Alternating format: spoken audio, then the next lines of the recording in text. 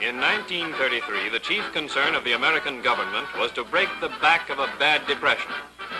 Among the conditions to be remedied were two President Roosevelt recognized at once: employment for hundreds of thousands of young men and war veterans, and the immediate restoration, conservation, and further development of the country's natural resources. As one solution for both problems, the organization and work of the Civilian Conservation Corps was undertaken.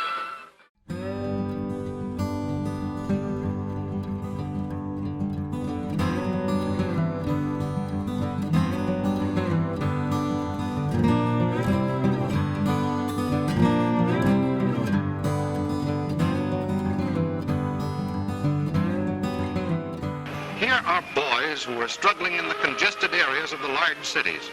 They didn't know the great outdoors, where perhaps the greater opportunities for their future may lie. The Corps transported them physically and transformed them mentally. Competent instructors in Conservation Corps camps conduct classes in many of the educational branches. The boys are given the opportunity to go to school just as they might have done years ago.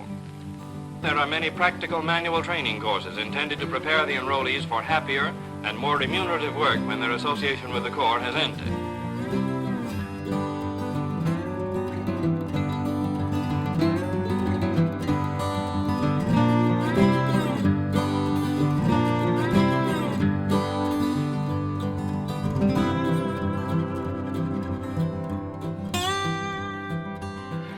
Since it came into existence in 1916, the National Park Service has set up long-range plans for the preservation and enjoyment of the parks.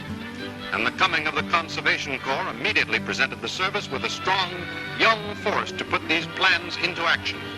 Enrollees in the CCC do more than 100 different kinds of jobs, ranging from planting tiny seedlings to the erection of large bridges.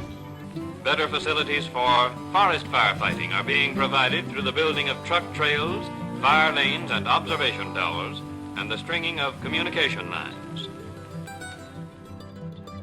The trail building isn't easy, for there are timbered canyons to be encircled and traversed, and real mountains to be climbed.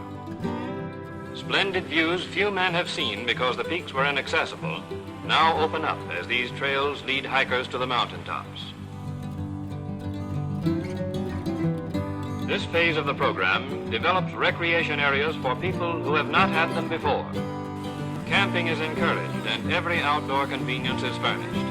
Open stoves and picnic tables are spotted through the areas, these too built by the Corps enrollees under the direction of skilled laborers and expert designers. Though thousands gather in the parks to enjoy these new recreational facilities, the old parking problem is no bother. Adequate spaces have been provided. They're paying their way with manual service and making an important contribution to the health and happiness of millions now living and still more millions of the future.